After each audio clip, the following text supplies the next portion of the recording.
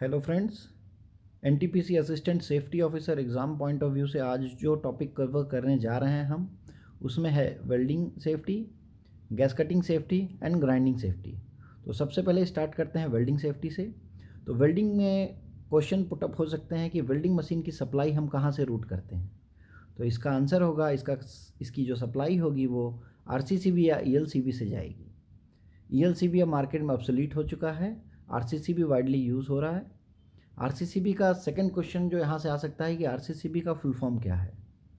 RCCB stands for residual current circuit breaker और ELCB पूछा जाए तो अर्थ लीकेज सर्किट ब्रेकर। ये दोनों डिवाइस लगाने से इक्विपमेंट सेफ्टी के साथ साथ ह्यूमन सेफ्टी भी है। घरों की सुरक्षा के लिए जो यूज़ होते हैं डिवाइस उसका नाम है मिनिएचर सर्किट ब्रेकर या एमसीबी। अब हाउस होल्ड में आरसीसीबी भी इंस्टॉल होने लगे हैं। एक अदर सर्किट ब्रेकर है एमसीसीबी, मॉड्यूल्ड केस सर्किट ब्रेकर। दूसरा सबसे इंपॉर्टेंट क्वेश्चन यहाँ से जो आ सकता है, वेल्डिंग मशीन की सप्लाई के लिए जो आरसीसीबी इंस्टॉल होगा उसका ट्रिपिंग पॉइंट क्या होना चाहिए। तो उसका आंसर है 30 मिली एम्पियर्स। और अदर सेफ्टी इंक्लूड जो हम करेंगे उसमें यह है कि वेल्डिंग मशीन में डबल बॉडी अर्थिंग देनी है। वेल्डिंग केबल्स के जो जॉइंट होंगे वो वेल्डिंग लग्स के से ही कनेक्ट होना है। और वेल्डिंग के लिए पीपीएस की रिक्वायरमेंट जो होगी उसमें आएगी welding face shield, apron, anklet, sleeves, jacket, hand gloves, जो कि सारे मेड होंगे लेदर से। एक अनदर सेफ्टी डिवाइस आता है वीआरडी। इसका फुल फॉर्म है वोल्टेज रिडक्शन डिवाइस।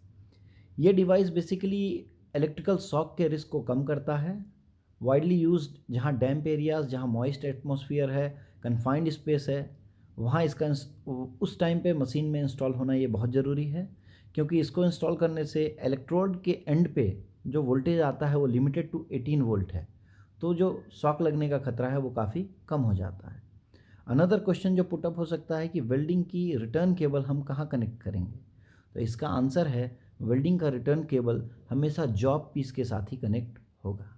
वेल्डिंग में कुछ गैसेस भी यूज़ होती हैं जो अलग अलग प्रकार के वेल्डिंग है, जिसमें इंक्लूड है आर्गन यूज़ कर सकते हैं, कार्बन डाइऑक्साइड यूज़ होता है, एसिटिलीन यूज़ होता है, based on the nature of the job.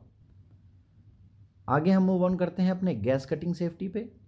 तो गैस कटिंग सेफ्टी से जो क्वेश्चंस पुटअप हो सकते हैं कि गैस कटिंग में कौन कौन सी गैसेस यूज़ होती हैं या मिक्सचर ऑफ गैसेस जो यूज़ होती हैं।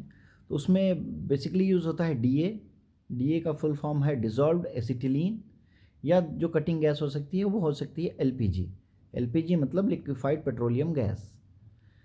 एलपीजी के अब जो मार्केट में कटिंग सिलेंडर्स आते हैं उसमें नैनो कट के नाम से वो आते हैं, और भी अदर कंपनी से एचपी या इंडियन जो बनाती है वो अलग अलग कंपनी अलग अलग मार्किंग से जा रही है।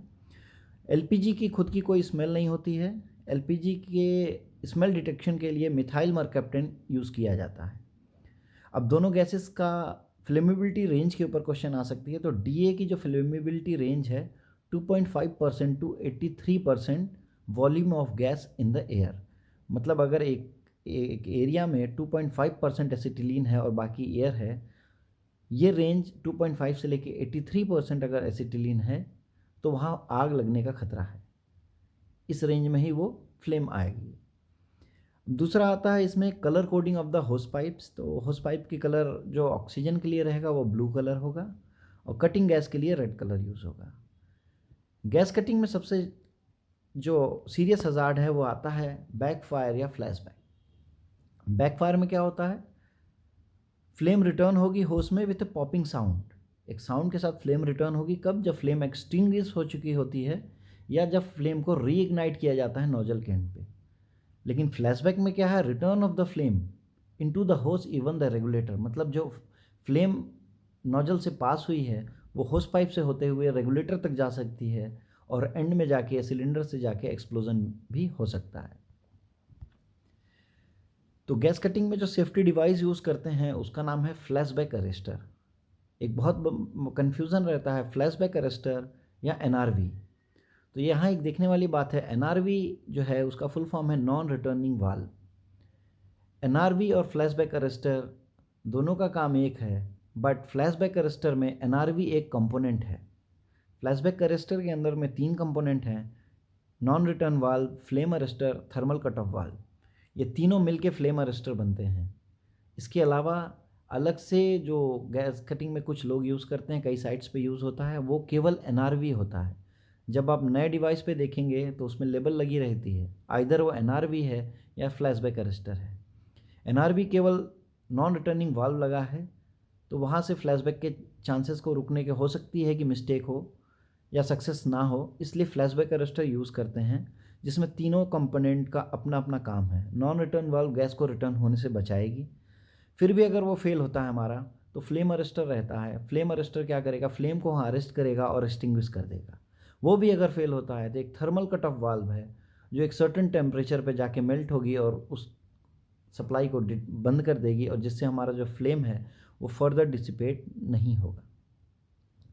तो ये इंपॉर्टेंट क्वेश्चन यहाँ से आ सकते हैं। दूसरा आता है कि जो गैस कटिंग सेट में हम लीकेज डिटेक्ट करने के लिए क्या यूज़ करेंगे, तो हम सोप बबल टेस्ट करते हैं।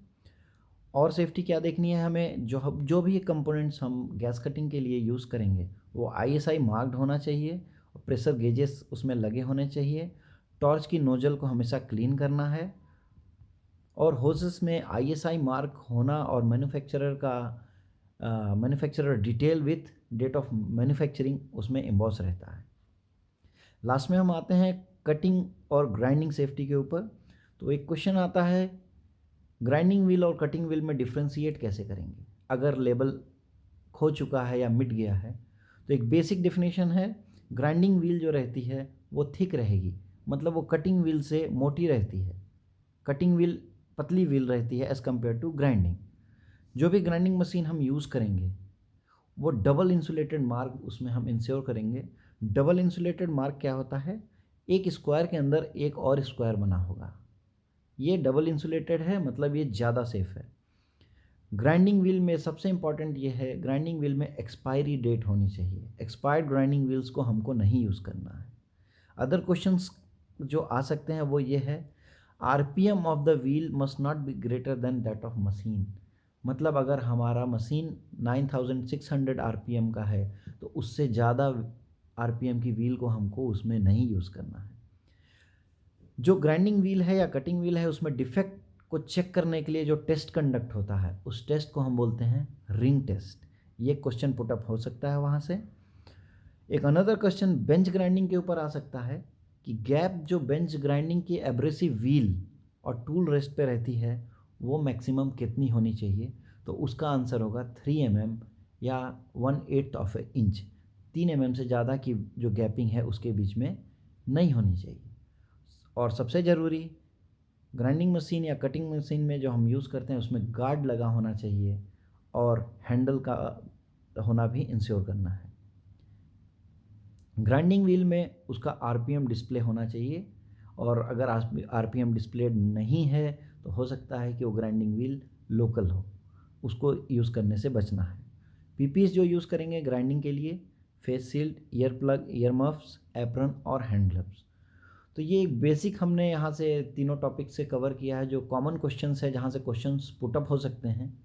टॉपिक बहुत डीप है, but most of the times में जो भी पास्ट क्वेश्चंस या एस्पिरेंट से हमने बात की जिन्होंने एग्ज़ाम दिया है, तो ये सारे क्वेश्चंस ही ऑलमोस्ट कवर होते हैं। तो थैंक यू एवरीवन हमसे जुड़े रहने के लिए। Stay connected for further session. आगे हम और दूसरे टॉपिक्स पे भी मटेरियल्स पुट अप करेंगे जहाँ से एग्ज़ाम पॉइंट ऑफ व्यू से क्वेश्चंस आ सकते हैं। So thank you friends.